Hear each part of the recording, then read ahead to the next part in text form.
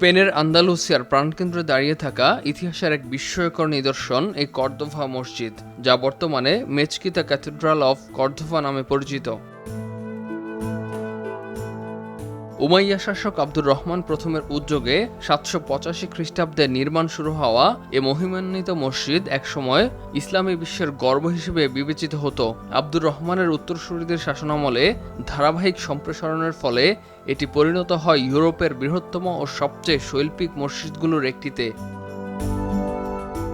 ইসলামী শাসনামলে এখানে একসঙ্গে প্রায় 40,000 মুসল্লি নামাজ আদায় করতে পারতেন। কর্দোভা তখন ছিল জ্ঞান বিজ্ঞান, চিকিৎসা, দর্শন ও সাহিত্য চর্চার অন্যতম কেন্দ্র। মসজিদটি শুধু ইবাদতের স্থানই নয়, বরং একটি শিক্ষা কেন্দ্র হিসেবেও গুরুত্বপূর্ণ ভূমিকা পালন করত। মসজিদের ভেতরে প্রবেশ করলেই চোখে পড়ে লাল সাদা রঙের অসংখ্য খিলান, শত শত মার্বেল স্তম্ভ আর প্রশস্ত চত্বরের শোভা।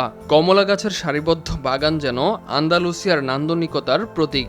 বিশেষ করে মিহরাবের উপর সোনালী মোজাইকে খোদাই করা পবিত্র কোরআনের আয়াত, বিশেষত আয়াতুল কুরসি, ইসলামী শিল্পকলার এক অনবদ্য নিদর্শন। শত শত বছর পেরিয়েও এ অলঙ্করণ আজও ইতিহাসের গৌরবময় অধ্যায়ের কথা স্মরণ করিয়ে দেয়।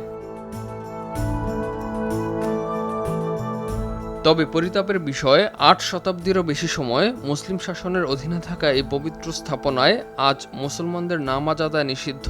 1236 সালে খ্রিস্টান রাজা ফের্দিনান্দ তৃতীয় কর্দোভা দখল করার পর মসজিদটিকে ক্যাথেড্রালে রূপান্তর করা হয়। পরবর্তীতে এর কেন্দ্রস্থলে নির্মিত হয় বিশাল এক গির্জা, যা ইসলামী ও খ্রিস্টীয় স্থাপত্যশৈলীর এক বিরল সংমিশ্রণ সৃষ্টি করে।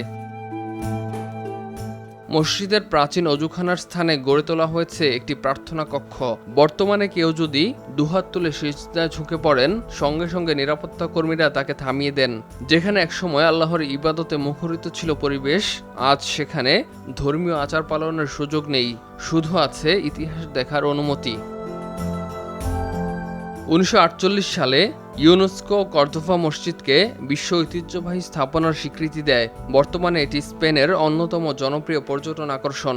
প্রতিদিন হাজারো পর্যটক পৃথিবীর নানা প্রান্ত থেকে এসে এই স্থাপত্য বিস্ময় ঘুরে দেখছেন এবং আন্দালুসিয়ার স্বর্ণযুগের স্মৃতিচিহ্নের সাক্ষী হচ্ছেন।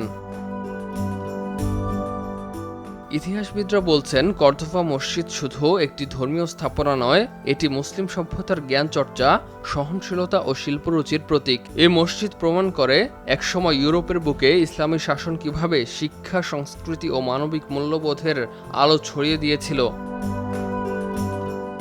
আজও কর্দোভা মসজিদ দাঁড়িয়ে আছে ইতিহাসের এক নীরব সাক্ষী হয়ে, যা মুসলমানদের স্মরণ করিয়ে দেয় ইসলামী সভ্যতার গৌরবময় অতীত এবং সে অধ্যায়ের উত্থান পতনের বেদনাময় বাস্তবতা।